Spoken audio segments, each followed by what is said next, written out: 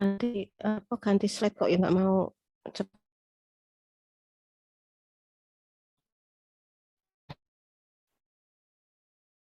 Oke, saya hari ini akan memberi materi pengolahan spesimen ya. Jadi quality control. Jadi teori dan praktikum jadi satu ya. Besok karena kalau praktikum offline-nya itu juga kemungkinan kita tidak lakukan seperti yang di klinik atau HEMA. Karena kalau quality control di lab mikro itu sebetulnya pekerjaan keseharian itu merupakan quality control secara internal. Saya Dengar Ibu. Oke, ini saya slideshow kok nggak mau ini sebentar. Oke, sudah ya. Pengelolaan spesimen. Oke.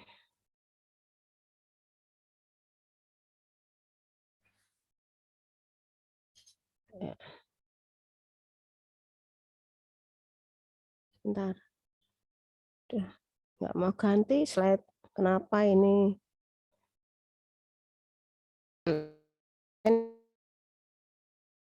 Oh ya, tentunya untuk membantu menegakkan diagnosis ya. Karena kalau spesimennya itu nggak benar cara pengambilan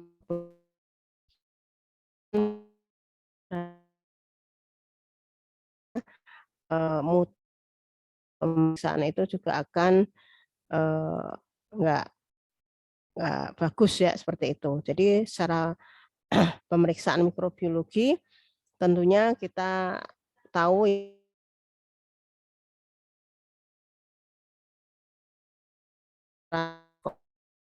kemudian ya, gen atau selnya nanti kita juga harus lihat bakterinya itu berasal dari sampel apa.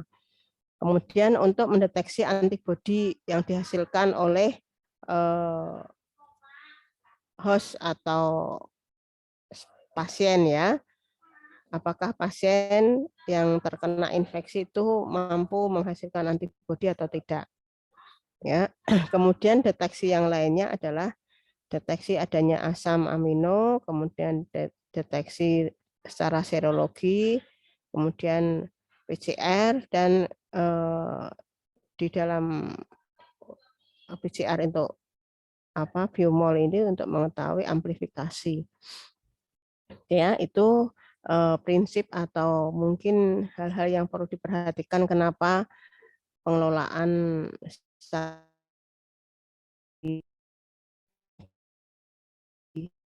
diperlukan. Oke.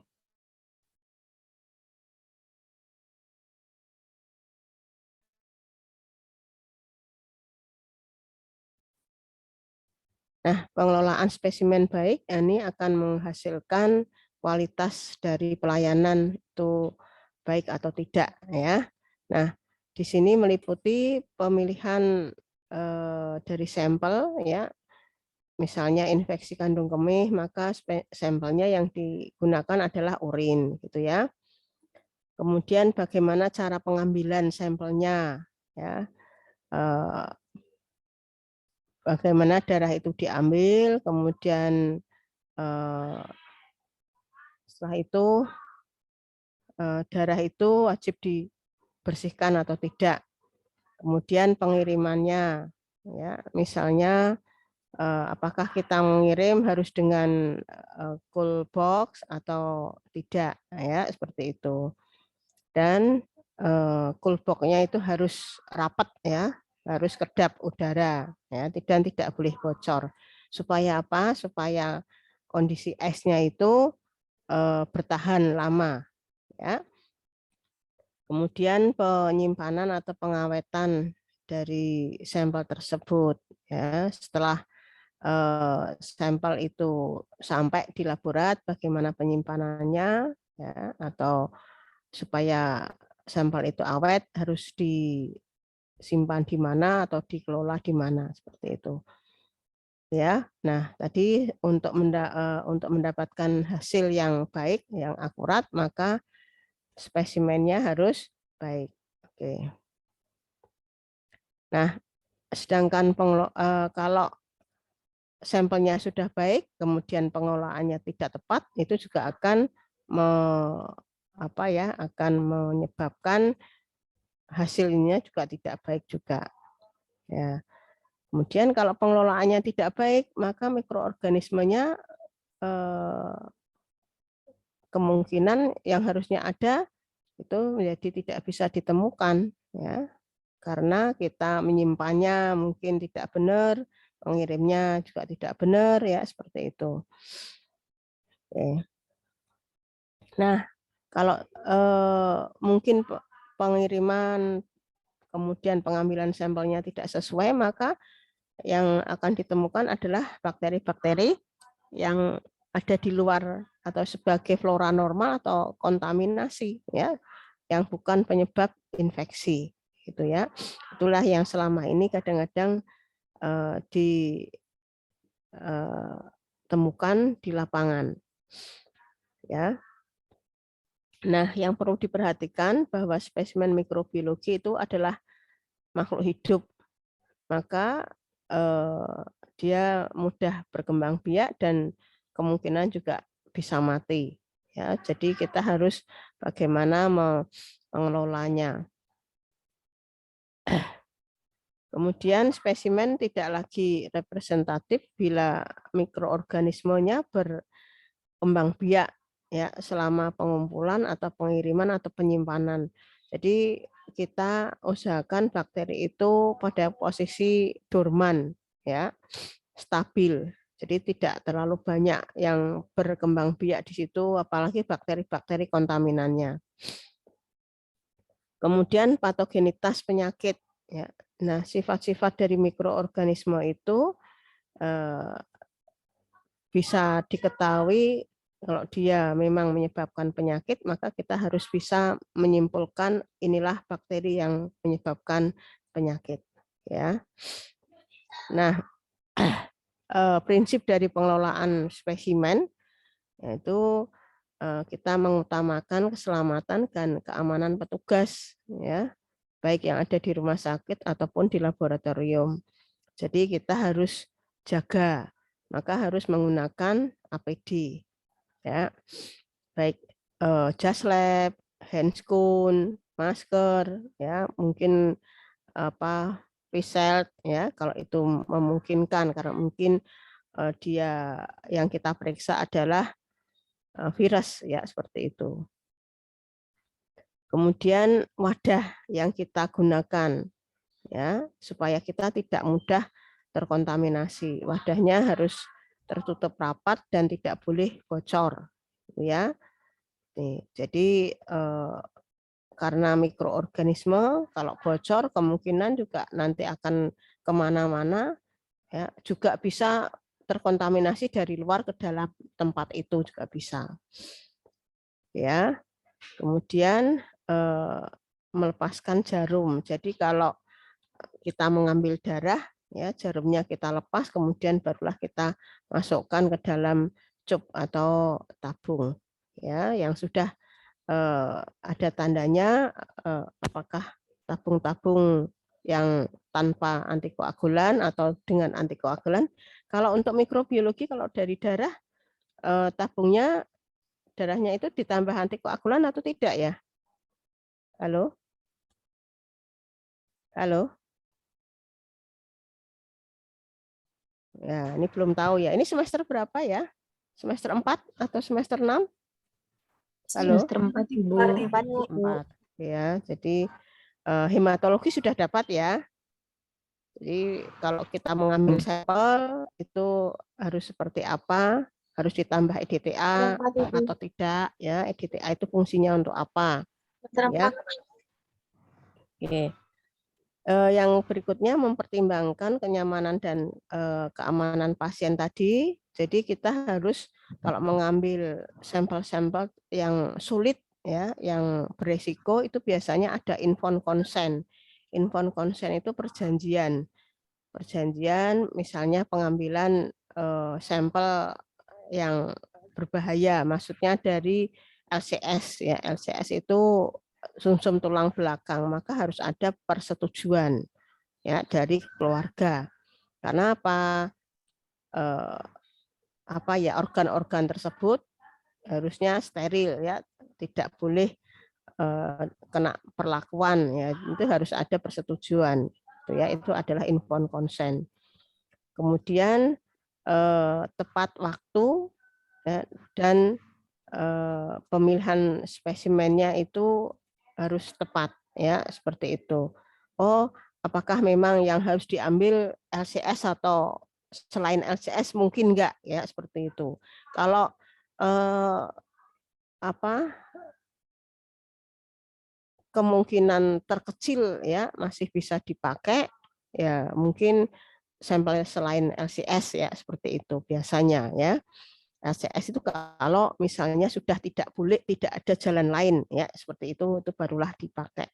Dan mengurangi resampling. Resampling itu nanti diambil lagi lah, ini kan bahaya ya, kalau pengambil sampel untuk mainan itu yang jangan ya, jangan sampai. Jadi sampel itu sebagai untuk seorang analis dia adalah barang berharga ya.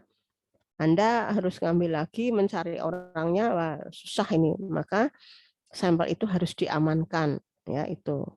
Jadi barang berharga untuk analis ya sampel ya pasien ya.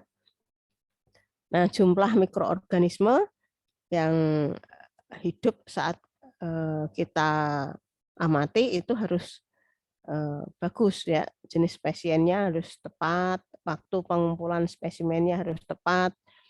Ya, misalnya waktu spesimen harus tepat, contohnya apa Bu? Ya, pengambilan sampel darah untuk pemeriksaan widal. Ya, widal itu tipoid itu pada saat dia demam. Nah, itu 4 hari katakanlah dari dia terkontaminasi atau 3 hari berturut-turut dia demam, maka disitulah ya lebih baik diambil darahnya.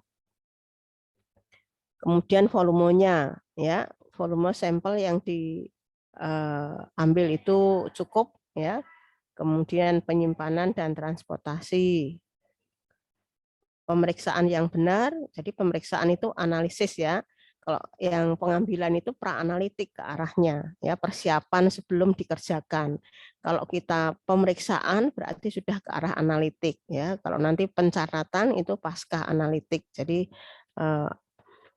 QC-nya ya, yang saya berikan ini adalah praanalitiknya. Ya, kemudian media transport, kita harus menggunakan media transport atau tidak. Kemudian sampel yang baik itu sebelum diberi antibiotik, sebelum pemakaian antibiotik, ya seperti itu. Nah, untuk bakteri-bakteri yang anaerob, ya tentunya kita mengambil sampelnya jangan sampai kontak dengan oksigen. Lah bagaimana caranya Bu? Yaitu ada, itu dengan penambahan reagen atau kita letakkan pada media yang tanpa indikator, tanpa oksigen, gitu ya. Kemudian hindari adanya kontaminasi dari flora normal atau lingkungan, ya. Nah, ini cara mengumpulkan spesimennya, tindakan aseptik, ya. Kalau kita ya di lab dengan alkohol kapas, ya. Sebelum diambil maka kulit itu harus dilap dulu ya, seperti itu. Wadahnya pun juga harus steril ya. Jadi kalau kita sudah mengambil sampel itu ya jangan disia-siakan, sampel yang harusnya baik ya, harusnya kita letakkan pada tempat yang steril dan tidak bocor ya, itu dan aman rapat.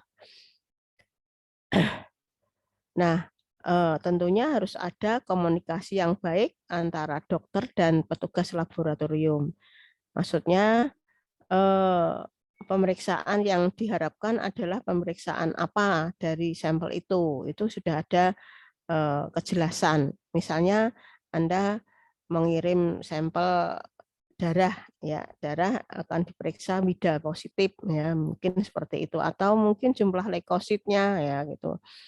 Nah, jumlah leukosit ke arah hematologi. Nah, untuk widal yaitu ke arah serologi. Tentunya kalau widal itu ada hubungannya nanti dengan kultur ya, seperti itu. Apakah bakteri yang ada di darah itu memang bakteri penyebab tipoid ya. Nanti kalau dikultur dan di Widal itu positif, itu harus selaras ya, harus selaras. Oke. Nah, sumber-sumber kontaminasi yang merupakan flora normal yang ada di sampel yaitu ya, misalnya tempat infeksinya vesika urinaria. Vesika urinaria itu adalah urin ya. Maka sumber kontaminasinya dari mana? Dari uretra atau dari perineum. Jadi pada saat kita mengambil sampel urin ya, itu yang baik adalah sampel pancar tengah. Sampel pancar tengah itu seperti apa? Jadi kita keluarkan dulu urin ya, kemudian kita keluarkan lagi urin berikutnya yang untuk ditampung ya, seperti itu. Itu yang disebut dengan urin pancar tengah. Jadi urin yang berasal dari uretra ya, bukan dari banyak kontaminasi dari permukaan sel-sel epitel yang ada di kulit. Kemudian kalau kita ambil darah, maka kulit itu biasanya banyak ditemukan kontaminasi, maka harus kita bersihkan dengan apa? Kapas alkohol ya, seperti itu. Kemudian fistula ya. Ini pada saluran cerna. Pada saluran cerna kita harus bisa mengambilnya ya.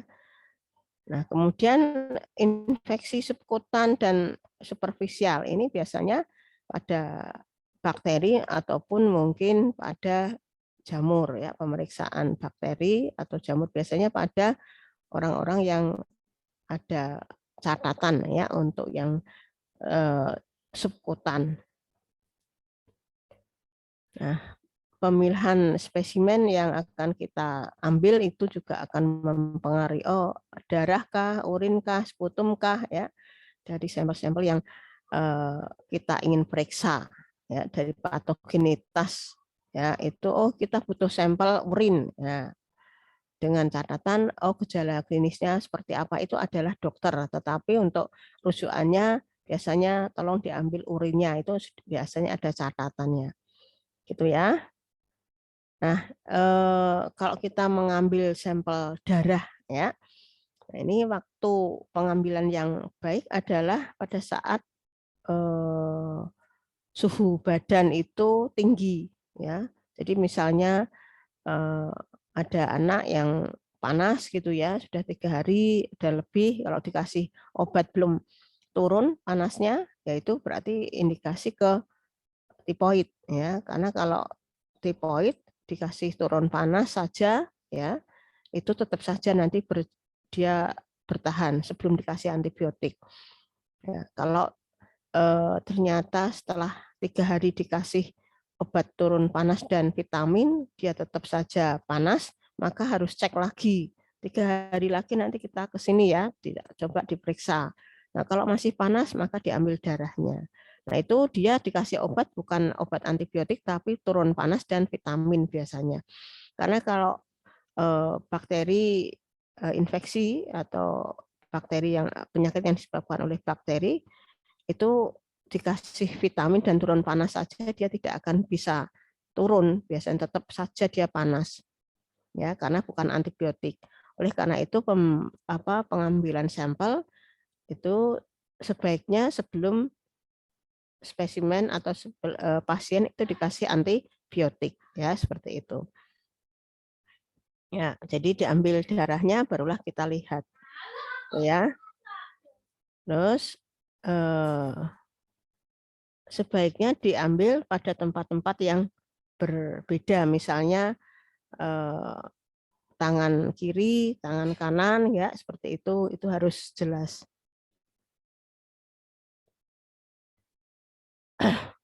Kemudian volume darah dan jumlahnya, kalau Anda mengambil sampel pasien dari bayi, maka sebaiknya Anda ambil sebanyak 1-3 mili ya, bayi. Nah, kalau bayi bagaimana ngambilnya? Biasanya kalau dia di infus ya, itu ya lewat selang infus ya, seperti itu. Atau mungkin kalau pada bayi kecil itu biasanya pakai pusar, ya. Di sambungan pusar itu biasanya bisa diambil darahnya. Kemudian kalau anak-anak balita gitu ya, itu 3-5 mili ya darah yang harus diambil. Kemudian untuk orang dewasa ya 10-20 mili, tergantung dari pemeriksaan yang akan dilakukan. Ya. Sebentar.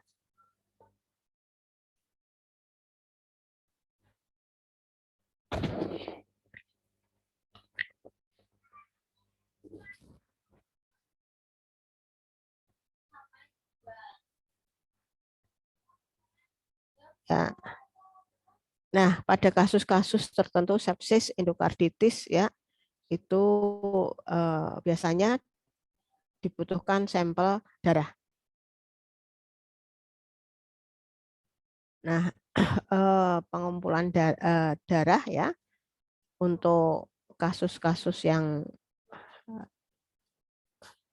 butuh darah, maka Anda lakukan dekontaminasi dulu pada daerah-daerah yang akan diambil. Misalnya di lengan ya, di vena darah lengan maka harus dilap dulu dengan kapas alkohol ya, kemudian diambil. Nah, ini pekerjaan seorang analis di bidang hematologi ya, bagaimana cara mengambil darah yang benar. Nah, berapa mili darah yang diambil ya itu tergantung pemeriksaannya. Kalau untuk bidal paling tidak 10 mili itu untuk orang dewasa. Kalau anak-anak 5 mili ya, untuk bayi itu 3 mili ya, seperti itu. Oke. Nah, untuk darah untuk pemeriksaan mikro itu tidak boleh menggunakan antikoagulan. Kenapa kok tidak boleh pakai antikoagulan? Contoh antikoagulan apa ya? Halo, contoh antikoagulan? EDTA. Selain EDTA? Heparin. Heparin. Selain heparin? Natrium sitrat. Ya, sitrat ya, natrium sitrat. Jadi reagen-reagen itu kalau ditambahkan pada darah yang akan dilihat secara mikrobiologi itu tidak boleh. Kenapa kira-kira? Apa sebabnya kok tidak boleh ditambahkan antikoagulan untuk pemeriksaan mikrobiologi? Halo? Apa sebabnya? Nah, mikrobiologi ya, mikrobio. Jadi dia makhluk hidup, jadi mikroorganisme. Kalau di situ di darah itu yang akan kita lihat adalah mikroorganismenya, kita berharap mikroorganisme itu tetap hidup. Nah, kalau kita tambahkan antikoagulan, ya tentu saja nanti mikroorganisme tidak bisa hidup, ya tidak bisa kita kultur alias mati, ya seperti itu. Nanti akan berpengaruh. Ya tentu saja tidak akan kita temukan, ya di sampel yang Anda ambil tadi kalau di dalamnya ada antikoagulan. Gitu ya. Bisa diterima? Bisa, Bu.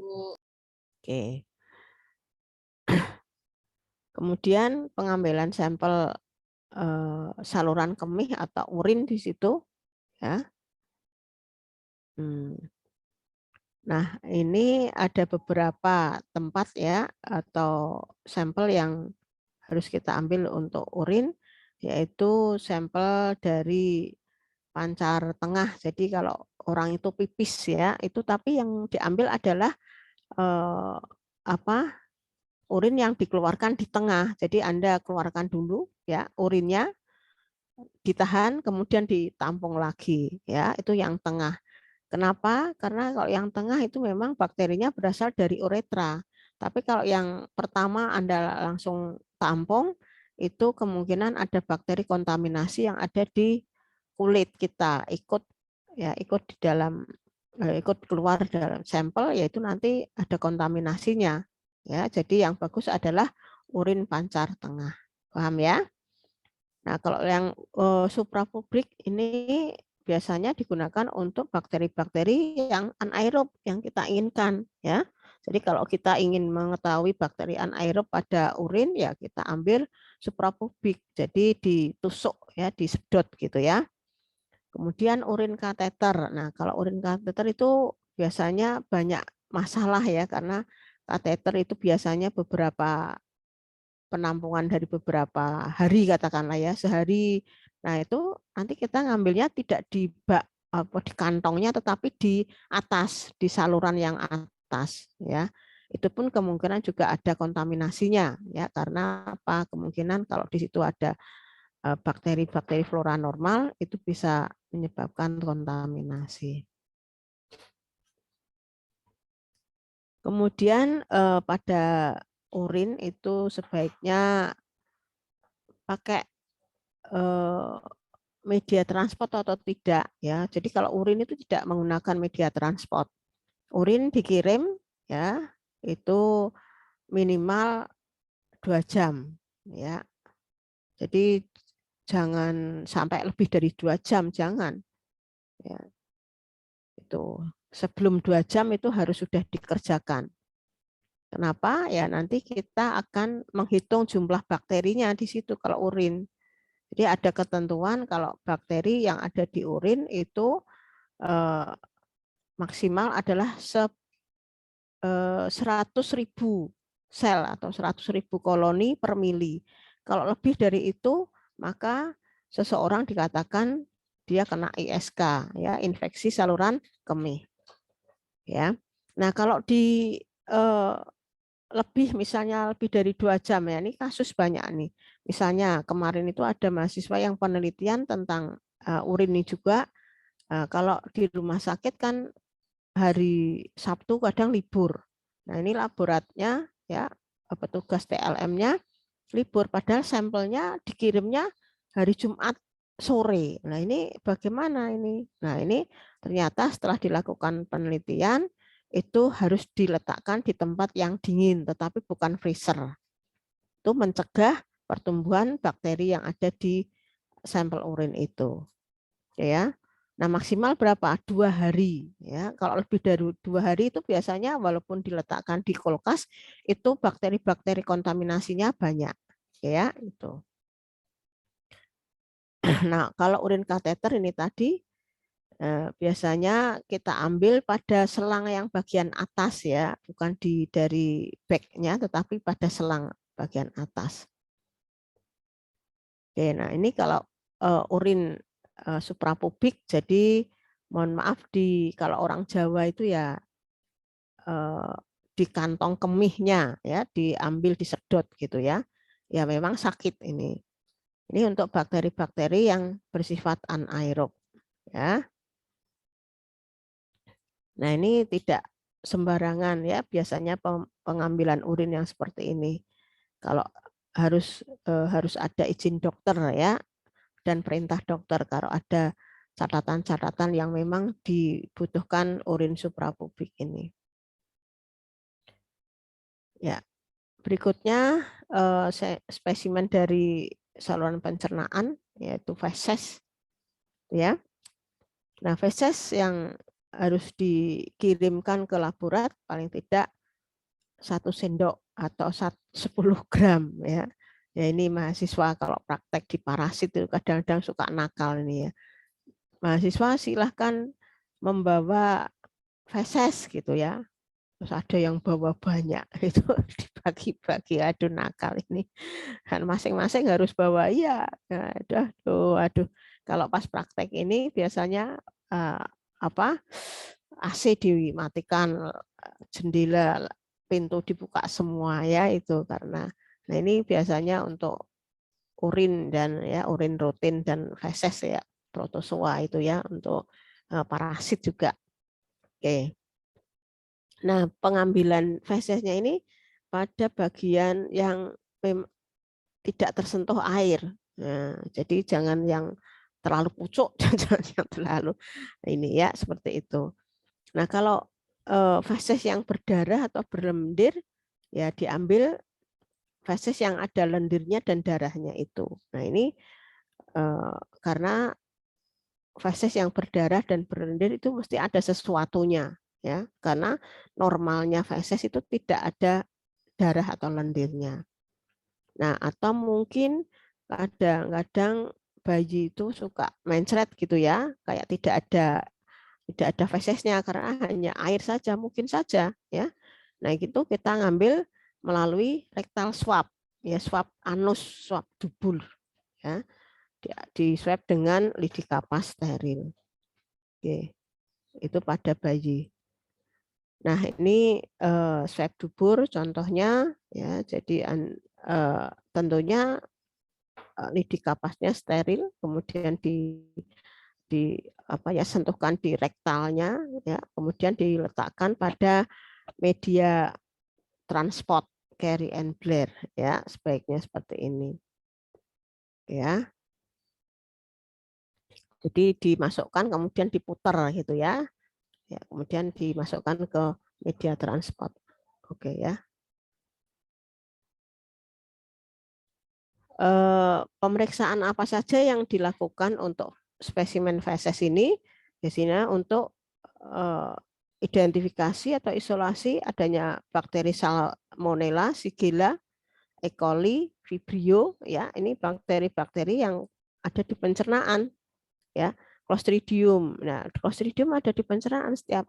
Nah, Clostridium ini sebetulnya flora normal pencernaan, cuma dia yang sifatnya anaerob. Vibrio patologis, Yersinia juga patologis. Nah, E. coli ini ada E. coli yang patologis dan E. coli yang flora normal. Itu ya, yang kita cari adalah bakteri penyebab apa ya? Patogenitas yang ada di pencernaan ya, seperti itu. Ya, berikutnya adalah spesimen yang berasal dari saluran pernafasan atas ya. Saluran pernafasan atas ini contohnya apa penyakitnya? Penyakitnya bisa difteri ya, kemudian apa ya hemofiles, mungkin ya batuk, pilek itu bisa. Nah, kalau kita ingin mengambil sampelnya, maka kita butuhkan alat tong spatel.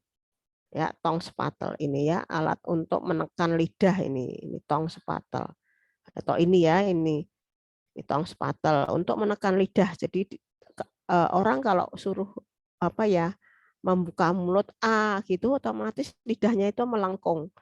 Nah, kalau melengkung nanti kita mengambil sampel di antara tonsil ya, di antara tonsil anak teka ini ya di sini. Ini nanti dia lidahnya mesti langsung apa bergerak. Nah, ini maka harus ditekan. Namanya adalah tong spatel. Nah, pada kasus difteri yaitu di antara tonsil itu amandel ya. Nah, amandel ini ada membran ya, membran putih ya. Itu indikasi ke arah difteri. Maka kita harus ambil dengan swab tadi dengan kapas ya, dengan kapas. Dengan kapas kita hapus, kemudian nanti kita lakukan kultur ya. Ini selaput, jadi membran, pseudomembran. Jadi ada selaput putih yang ada di antara tonsil dan tonsil kita ambil. Itu adalah indikasi bahwa seseorang kena difteri. Gitu ya. Ini contohnya. Kemudian usap hidung. Ya, usap hidung ini biasanya pada hemofiles juga. Atau kalau sekarang adalah apa? Ini ya. Corona ya, dari swab hidung. Nah, ini yang diambil adalah antigennya. Antigennya adalah virusnya atau bakterinya. Oke. Nah, biasanya kita masukkan ya lidinya itu sampai apa ya menyentuh kayak tonsil, jadi sinus itu sinus. Kemudian kita usap, kita gerakkan ya, kata putar gitu lidinya, kemudian kita masukkan ke media transport. Nah, media transportnya apa? Media amis ya, biasanya media amis. Oke. Nah, kalau sampel saluran nafas bagian atas, bawah contohnya adalah sputum. Jadi sputum itu ekskresi, ya, ekskresi yang dikeluarkan oleh seseorang di mana ada infeksi. Jadi kalau orang yang tidak ada infeksi ya nggak bisa mengeluarkan sputum. Jadi orang sehat suruh mengeluarkan sputum ya nggak bisa. Jadi memang secara otomatis dia itu akan gatal dan akan keluar ya dahaknya atau sputumnya. Ya, dia bukan saliva, bukan air ludah, jangan. Nah, jadi sifatnya itu kental, berlendir ya, berlendir biasanya kalau sputum itu. Nah, sebaiknya diambil pada pagi hari ya, sampel pagi ya, SPS. Jadi kalau Anda pernah mendengar sampel SPS sewaktu pagi sewaktu ya itu. Nah, ini untuk pengambilan sampel sputum untuk pemeriksaan TB ya, untuk TB, sputum TB ya Anda harus siapkan pot ya. Nah, pot itu harus ada kodenya, sudah ada namanya. Kemudian kalau pasien pagi hari ya itu otomatis batuk. Ya, sebentar. Pagi hari itu mesti batuk. Jadi orang yang batuk itu mesti pagi hari akan mengeluarkan sputumnya. Nah, kenapa di situ sampel pagi itu merupakan data yang bagus, data yang valid? Maksudnya banyak ditemukan bakteri sampel pagi karena pada saat orang tidur itu terjadi oksigenasi, ya, dia relaksasi, istirahat. Nah, bakteri ini sifatnya obligat aerob, dia butuh oksigen, ya, sehingga dia akan bergerak ke alveoli, parenkim ke alveoli, sehingga pada saat dia begitu bangun itu dia akan terasa gatal dan akan keluar berupa batuk, ya. Pada saat batuk itu akan keluar sputum. Nah, itulah yang ditampung. Makanya sputum pagi itu bentuknya lebih purulen dan merengkel-merengkel. Jadi kayak butir-butir, kayak ulir-ulir gitu ya. Kayak butir-butir. Ya karena memang kalau kita lihat struktur dari parenkim dan alveoli kita kan ada bulatan-bulatannya seperti itu. Ya, dibatukkan dan ditampung pada pot yang bersih. Ya, itu nanti kita lihat di mikroskopis apakah dia BTA-nya positif atau negatif, ya. Nah, bakteri-bakteri yang kemungkinan ada di dalam sputum yaitu mungkin Corynodipteri, ya, kemudian Bordetella pertussis, kemudian Neisseria gonorrhoeae, ya, GU juga bisa sampai ke kelenjar ludah juga bisa. Kemudian Chlamydia, kemudian Mycoplasma, ya itu juga kemungkinan bisa ditemukan pada sampel sputum. Berikutnya pada sampel abses atau luka. Jadi luka yang bernanah terus bengkak ya sampai keluar lesinya, keluar kayak bahan yang cair, itu adalah lesi, ya, dia abses, dia akan keluar. Ya, jadi biopsi jaringan luka yang diambil sedikit ya, biasanya disedot. Jadi pada bisul ya udun yang belum diplotot gitu itu disedot pada bagian dalamnya ya seperti itu supaya tidak terkontaminasi oleh bakteri yang ada di kulit kita ya seperti itu akan lebih baik ya kita sedot aspirasi dengan jarum ya.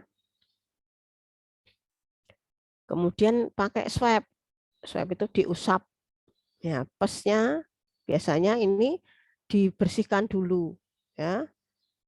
Biasanya pada penderita gula yang kena luka itu dibersihkan dulu ya lukanya itu, kemudian dilakukan apusan atau swab di lab gitu ya.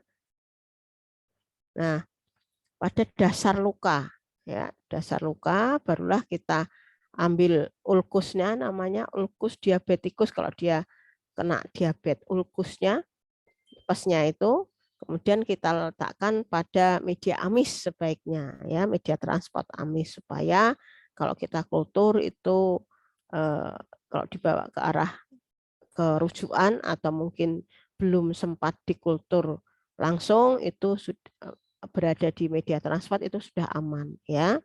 Maksudnya tidak mudah terkontaminasi oleh bakteri yang lainnya, itu ya. Nah, ini ya. Misalnya ini pada biopsi dan aspirasi, ya. Kalau ini yang pertama ini adalah swab, ya, di swab, dibersihkan dulu, ya, seperti itu.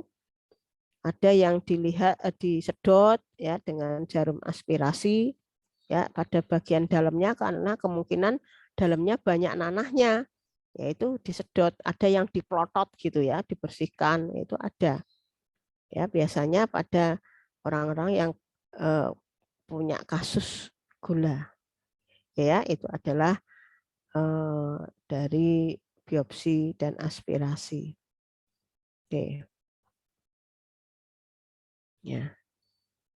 Ini sama ya untuk yang tadi kan disedot. Nah, ini di swab di lab. Biasanya dibersihkan dulu, kemudian pada luka dasar, yang di luka dasar baru diplotot sedikit, kemudian di swab dengan lidi kapas. Gitu ya. Oke, barulah kita kultur. Berikutnya pemeriksaan Mycobacterium, ya, itu sputum tadi ya, sebetulnya ya, salah tempat ini, maaf, terputus, terpenggal. Jadi sputum pagi sewaktu dan sewaktu pagi dan sewaktu lagi, SPS. Ya, ini merupakan data yang bagus untuk pemeriksaan TBC, ya. Nah, berapa mili jumlah sampel yang diambil, yaitu paling enggak 5 mili. Dibantu Ndok apa Ndok? Bapak di mana? Sebentar ya. Ndok, Bapak di mana itu? Dibantu masih Mbak Ai? Naik, Ndok. Maaf.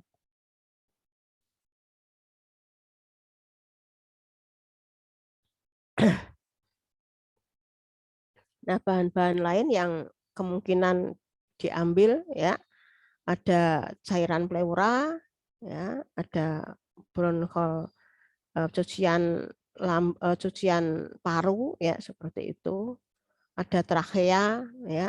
Nah, ada LCS atau cairan sendi, ya. Kemudian ada bilasan lambung. Nah, bilasan lambung itu biasanya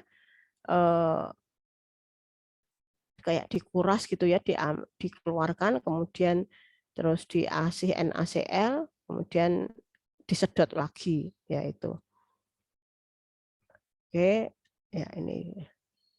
Nah, untuk pemeriksaan bakteri-bakteri anaerob, ya tadi yang sampel urin suprapublik, yaitu juga bisa digunakan untuk pemeriksaan bakteri-bakteri anaerob.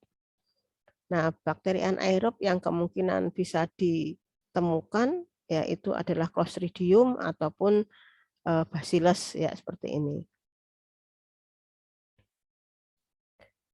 Oke.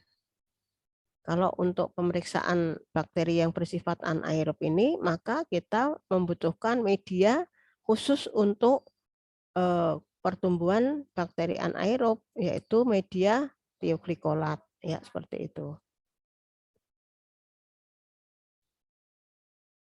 Ya. Nah, spesimennya bisa eksudat atau material yang diambil dari luka di permukaan kulit atau abses atau luka bakar yang tadi. Kemudian swab vagina atau serviks juga kemungkinan ditemukan. Kemudian di nafas sputum atau bronkos, ya. Jadi cairan pleura atau efusi pleura kemungkinan. Kemudian feses itu swab anus, rektal swab ya seperti itu. Nah, kalau yang urin dari urin pancar tengah ya seperti ini. Nah, penyimpanan dan pengirimannya ya tadi sebaiknya secepatnya, kemudian wadahnya harus utuh, tidak boleh pecah atau bocor ya. Sebaiknya langsung dikirim ya setelah diambil. Kemudian untuk darah ya bedside, jadi pada tabung yang terpisah ya, yang tidak dikasih antikoagulan. Kalau swab ya itu jangan sampai kering, biasanya pakai media transport carry and Blair ya, itu feses. Atau mungkin kalau swabnya bakteri bentuk kokus itu media amis ya, media transport media amis. Nah, ini ya media-media yang kemungkinan kita siapkan. Media Stroud itu untuk feses, amis itu untuk pus, carry and Blair untuk feses, pepton ya, alkali pepton itu untuk bakteri Vibrio, thioglycolat itu untuk bakteri anaerob. Itu ya. Oke. Untuk hemophilus, GO dan meningococcus itu sebaiknya langsung ya, tidak dengan media transport. Oke. Kok naik? Nah, kenapa kok spesimen harus diperhatikan? Ya, kita harus lihat ya. Kita juga harus bisa. Oh, ini spesimennya nggak bagus. Misalnya Anda terima sampel, ya, spesimen ditolak atau diterima dengan catatan ya penderita memakai antibiotik atau tidak. Jadi Anda harus tahu, ditanya pakai sudah minum antibiotik atau tidak, obatnya apa gitu ya. Nah, ada kemungkinan bahan terkontaminasi, jadi tempatnya Anda lihat ya apakah bocor, tertutup rapat, kemudian jumlahnya sedikit atau terlalu banyak. Kalau banyak nggak masalah, tapi banyak tapi salah, yaitu yang berbahaya. Kemudian penyimpanan dan pengirimannya harus memenuhi syarat. Penyimpanan apakah di cold box ya atau di box es ya, pengirimannya dengan media transport atau tidak ya, seperti itu. Oke. Untuk bakteri-bakteri anaerob bersifat khusus kita menggunakan media khusus juga. Ya, saya kira itu yang bisa saya sampaikan. Ada yang bertanya, silahkan. Jadi ini saya ngasih spesimen, pengelolaan spesimen sebagai quality control untuk pra-analitik ya.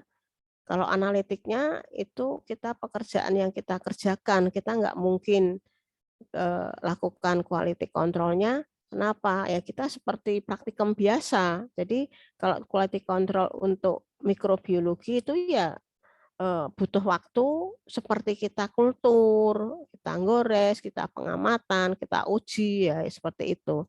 Ya tidak seperti apa ya kalibrasi gitu ya. Pengukuran suhu, pengukuran kalau pengukuran suhu di kulkas ya boleh ya. Kulkas dibuka 10 menit nanti suhunya turun atau bagaimana, dibuka berapa kali ya itu harus ditulis. Demikian juga oven dibuka tutup itu suhunya berapa, range-nya ya, naik turunnya ya, seperti itu.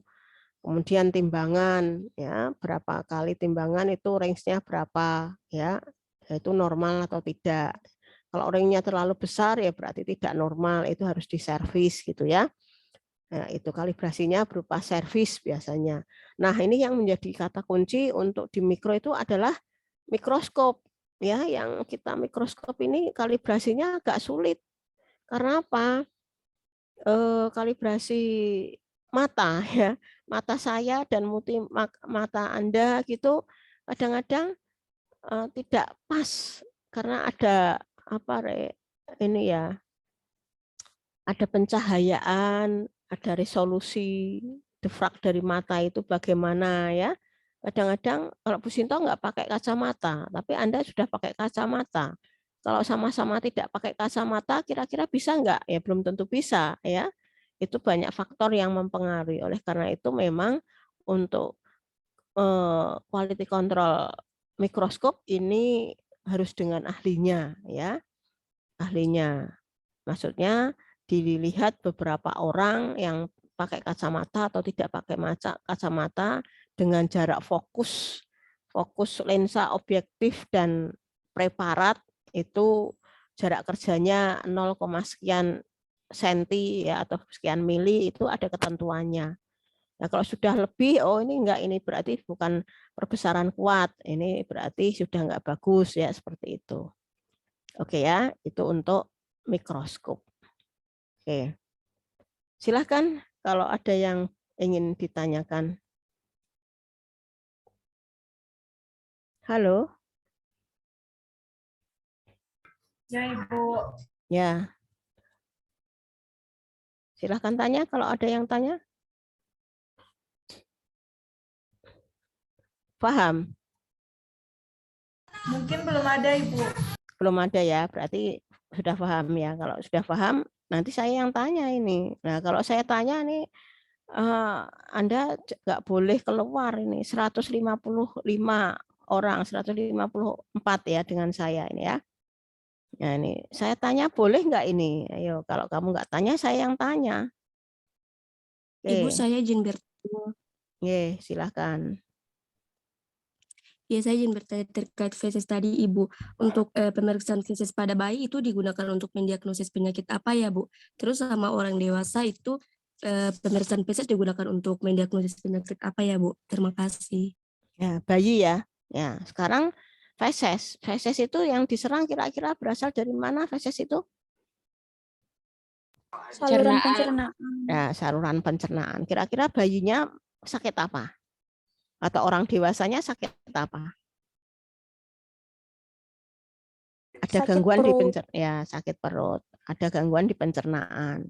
Gangguan di pencernaan banyak macamnya ya. Apakah diare, ya diare karena masuk angin atau diare karena infeksi ya. Nah itu ada beberapa karakter ya, dari feses itu ada beberapa karakter. Oh ini karena infeksi bakteri nih. Oh ini bukan. Oh ini adalah masuk angin misalnya seperti itu. Nah kalau ditanyakan sakitnya apa ya sakit ada di pencernaan ya. Nah cuma gejala klinisnya itu beda-beda ya. Nah, kalau misalnya salmonella tipoid, ya, sampelnya feses itu enggak tepat. Tipoid sampelnya adalah darah. Nah, feses itu untuk pencernaan misalnya ya sama-sama pencernaan, misalnya Shigella dysentery ya. Jadi penyakit dysentery. Penyakit dysentery itu seperti apa sih? Kemarin Bu Sinta sudah ngasih Shigella ya. Halo, bakteri Bu Sinta ngasih tahu Shigella? Iya, Ibu. Nah, Shigella itu dengan ciri karakter fesesnya seperti apa? Berlendir. Berlendir berdarah ya. Jadi gejala klinisnya si pasien itu merasa apa? Perutnya mules, kejang. Jadi memang dia menghasilkan eksotoksin, neurotoksin ya, kejang di perut sehingga kayak kram mules gitu. Kemudian nanti dia ada apa ya? Dia intraseluler bakterinya itu. Sehingga dia akan menyerang sel-sel leukosit itu nanti akan kalah sehingga kadang-kadang berdarah atau berlendir ya seperti itu. Itu arah Shigella. Ya, Vibrio belum ya, Vibrio belum ngasih. Kapan itu saya ngasih Vibrio? Ya, nanti tolong. Nah, kalau Vibrio sama karakter fesesnya itu tidak berlendir tetapi seperti cucian beras. Jadi muntah berak. Vibrio itu penyebab penyakit muntah dan berak. Ya, karakter fesesnya apa? Seperti cucian beras mumpluk gitu. Sor. Setelah itu enggak ada 10 menit dia sudah muntah-muntah. Ini bahaya sekali. Ini pasien harus segera dibawa ke rumah sakit ya, seperti itu. Nah, kalau orang dewasa sampelnya ya sampel feses itu ya, biasanya disuruh kasih pot gitu ya. Tuh. Nah, di situ banyak faktor yang mempengaruhi pada saat Anda melakukan kultur. Oleh karena itu, usahakan setelah pengambilan sampel itu secepatnya langsung dikirim ke laborat. Tidak lebih dari 2 jam. Ya, kalau lebih dari 2 jam itu harus dilakukan penganyaan dulu, penyuburan, ya, kasih media penyubur supaya bakteri yang memang menyebabkan penyakit itu akan pulih kembali subur. Ya, dan usahakan skill gores harus bagus. Jangan sampai bakteri kontaminan, karena di pencernaan kemungkinan banyak bakteri kontaminasi.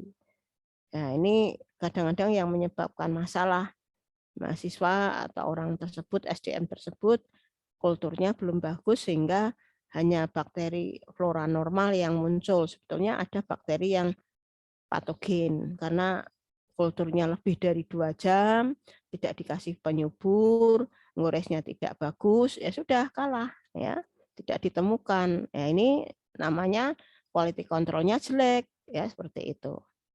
Nah, kalau anak-anak ya rectal swab biasanya kalau mencret gitu kan sedikit ya, ada di popok atau ada di celana gitu. Itu kadang-kadang nggak tertampung. Nah, itu dengan rectal swab kayak lidi aja digoreskan di dubur, kemudian dimasukkan ke media transportnya. Ya, itu untuk bayi atau untuk anak-anak. Ya, karena feses bayi biasanya encer, tahu-tahu sudah basah tapi basahnya basah karena feses gitu. Kalau anak-anak kan seperti itu. Oke ya. Ya. Itu mungkin yang bisa saya jawab. Ada yang bertanya lagi atau kurang paham, kurang jelas? Nah, kalau jumlahnya misalnya, jumlahnya berapa Bu sampel? Nah, kalau bakterinya, kalau sampelnya itu bentuknya kasar, maksudnya tidak berlendir, ya tergantung permintaan. Kalau biasanya untuk parasit dia agak banyak ya, parasit ya, protozoa atau larva. Tapi kalau bakteri biasanya memang sedikit ya, sedikit itu pun juga kadang-kadang susah mengambilnya. Berlendir atau berdarah atau swab. Ya itu pokoknya kita hargai sampel itu. Karena sampel itu adalah berharga. Nanti kalau kita bisa ngures ya bakterinya akan bisa muncul. Itu ya. Oke. Ada yang bertanya lagi silakan.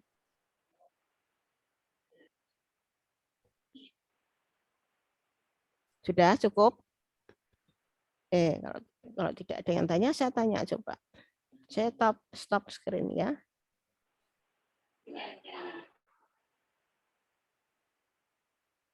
Oke, coba saya ingin tanya Dika Laili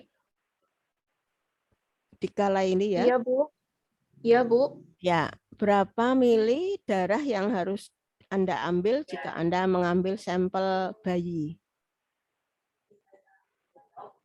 Berapa mili darah yang harus Anda ambil? Untuk bayi.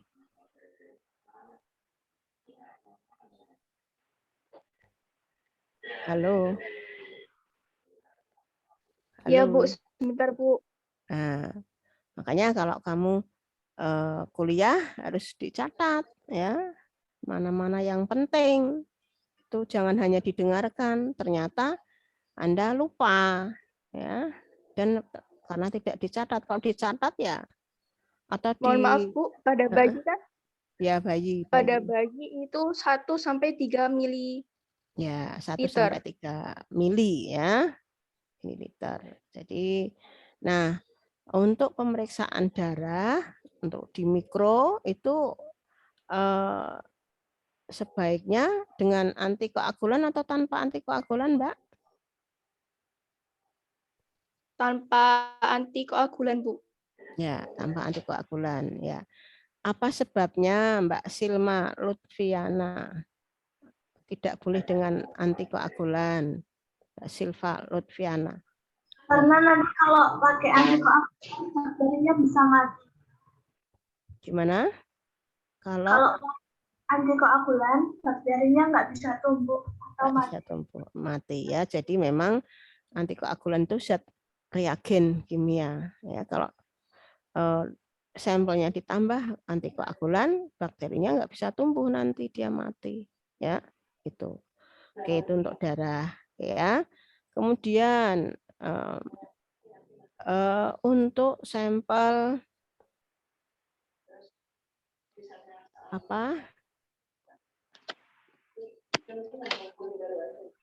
saluran nafas bagian atas. Nah, kira-kira saluran nafas bagian atas itu cara mengambil sampelnya bagaimana dan contohnya itu penyakitnya apa, Mbak? Ya, silahkan, Mbak Avita. Untuk contohnya yaitu difteri. Contohnya difteri. Nah, cara mengambilnya dengan apa? Bagaimana?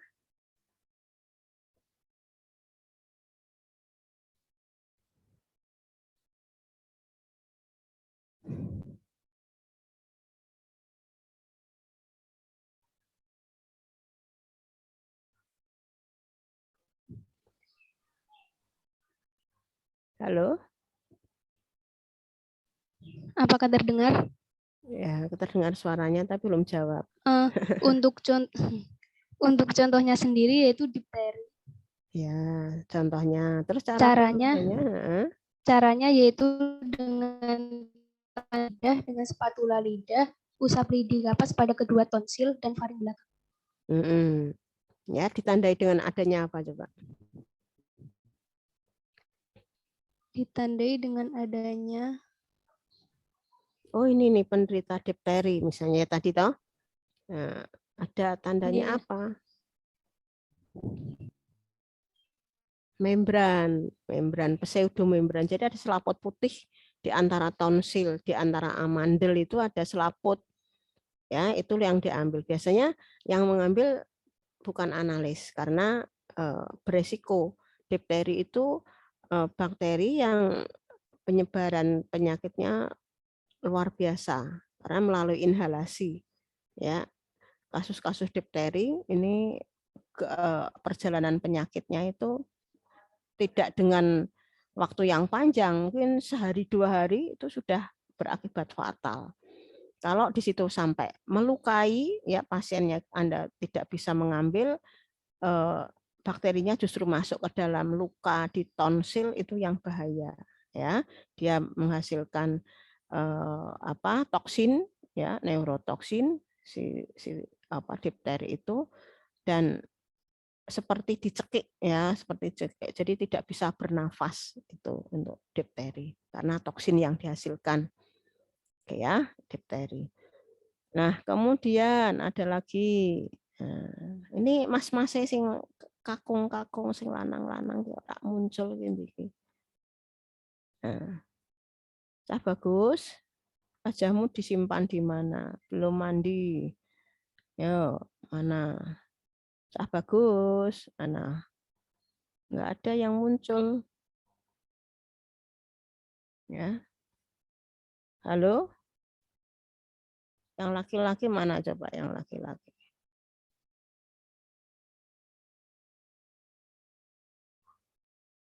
Halo? Ini yang ada gambarnya Rizky. Terus selain Rizky, siapa selain Rizky?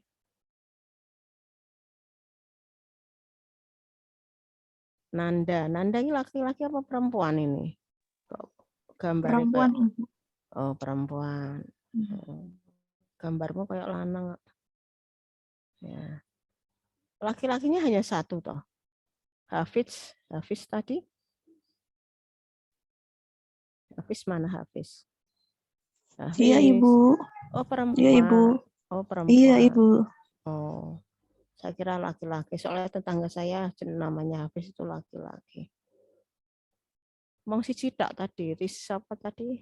Rizky. Ya. Mana ini yang laki-laki ada berapa tuh Mbak? Mbak siapa Mbak? Komteng Mbak ini.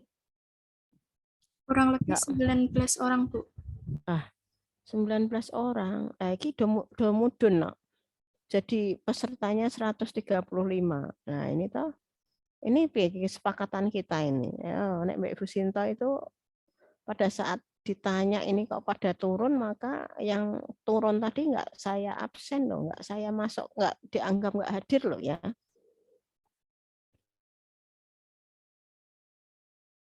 Sudah kesepakatan internasional. Yo bagaimana? Arep munggah meneh pora kuwi sing do metu? Hah? Arep di absen pora? Ayo. Usah sekolah kok wedi dikei pertanyaan iki. Salah yo enggak masa, enggak apa-apa kok ditanya. Ya, Ilham Dwi, coba Ilham, mana Ilham? Ilham. Nah, tidur Ilham. Riyadi Akbar tidur juga. Mana ini? Ilham sama Riyadi Akbar. Cah 19 sih ke ono. Hanya nama saja. Enggak ada namanya. Ya. Akbar, coba Akbar. Kalau kita ngambil spesimen dari saluran nafas bagian bawah, ya, itu berupa apa ya, Mas? Mas Akbar.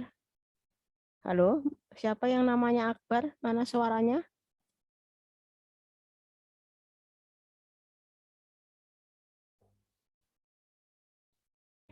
Halo. Ilham, Akbar ya ono Ilham ya saiki Ilham. Adnan, Yunan mana Adnan? Sampel infeksi saluran nafas bagian bawah berupa apa, Mas? Contohnya penyakitnya TBC. Nah, sampelnya apa? Halo, Adnan.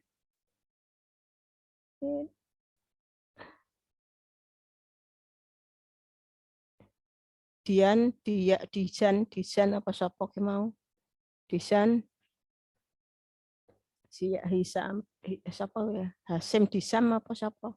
Hisam Dian Hisam Dayan aduh jeneng kok angel mentol. Hiwa Disan. Yang sampelnya apa nang? Kalau infeksi saluran nafas bawah? Sputum, Ibu. Sputum. Nah, sputum yang baik itu yang seperti apa? Sampel pagi, Bu. Sampel pagi. Kenapa kok sampel pagi? Karena terjadi pas tidur itu ada terjadi relaksasi yang oksigenisasi kan mikrobiologi yang disebut yang itu tuh butuh obligate aerob. Jadi dia nanti lari ke alveoli yang nanti bakal jadi dahak. Ya, jadi kenapa kok sputum pagi itu merupakan data sputum yang valid ya pada saat Anda melakukan pemeriksaan TB ya, besok Anda ngerjakan itu ya, jangan nggak boleh jijik ya, itu harus ulek-ulek gitu ya, membuat spiral gitu sputum. Jadi orang sesaat pada saat datang dia suruh mengeluarkan dahaknya, kemudian dikasih pot untuk pagi ya. Kenapa kok sputum pagi? Jadi pada saat orang tidur istirahat ya itu terjadi relaksasi. Nah, relaksasi badanmu kan relaksasi ya. Di situ bakteri itu akan bergerak ke alveoli. Dia mencari oksigen ya. Karena sifatnya dia obligat aerob. Dia mencari oksigen. Oleh karena itu bakteri itu ada di alveoli, parenhim alveoli. Ya, begitu dia bangun itu dia masih berada di alveoli sehingga dia akan merasa batuk biasanya.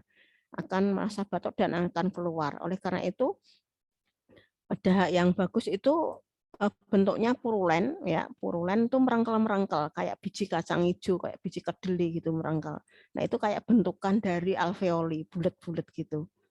Nah, bakterinya itu tersembunyi di situ.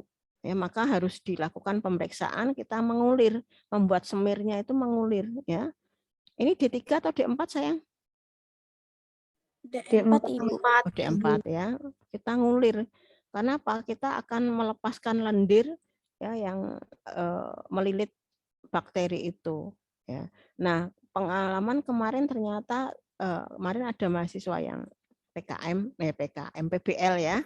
Kemudian saya kasih dia KTI-nya TBC, ya. Ternyata di pemeriksaan TBC dengan menggunakan alat Gene Expert yang dengan biologi molekuler, ini jadi cerita sedikit ya, berbagi nggak apa-apa.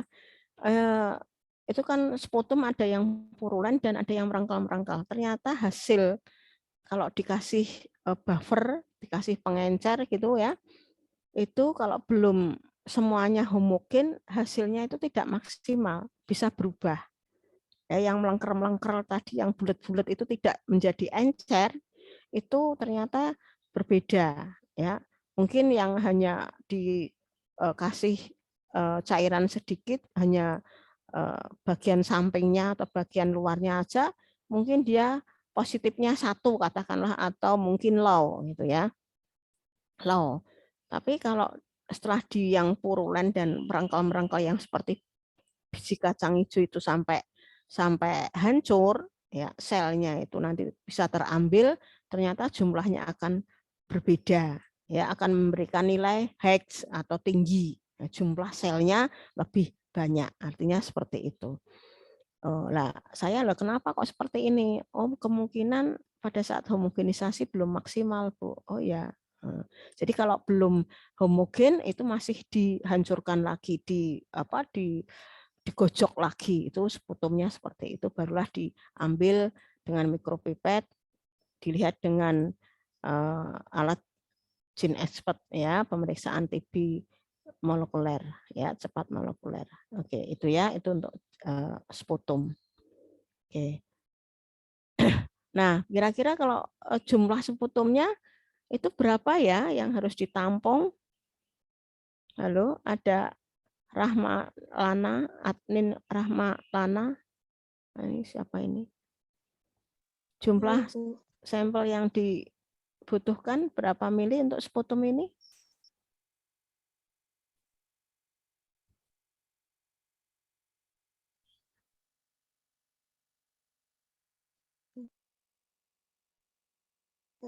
Kalau nggak salah 5 mili. Ya, 5 mili. Betul, ya 5 mili. Oke ya, seperti itu. Ya, saya kira itu saja pertemuan hari ini, Mbak Komteng. Yang mau di absen 149 atau 155. Ayo. Nah, ini tadi yang laki-laki yang pada turun ya. Ya, saya kira itu untuk tatap mukanya saya ada berapa kali lagi? 1 kali lagi, Ibu. 1 kali lagi.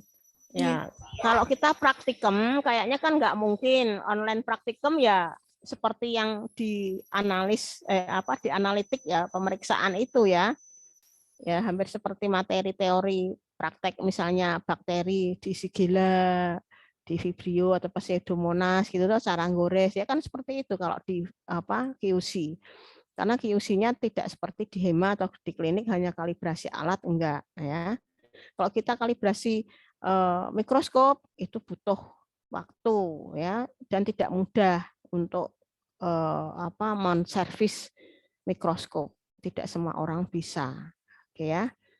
Hanya pemeliharaan paling ya, pemeliharaan mungkin di instrumentasi itu sudah ada. Oke ya. Oke, saya kira itu saja pertemuan hari ini. Mohon maaf kalau ada kekurangan ya. Selamat menunaikan ibadah puasa dan selamat hari raya. Mohon maaf lahir batin, mungkin Bu Sinta banyak salahnya. Ya. Assalamualaikum warahmatullahi wabarakatuh. Waalaikumsalam warahmatullahi wabarakatuh. Terima kasih, Bu. Ya, sama-sama. Saya turun ya.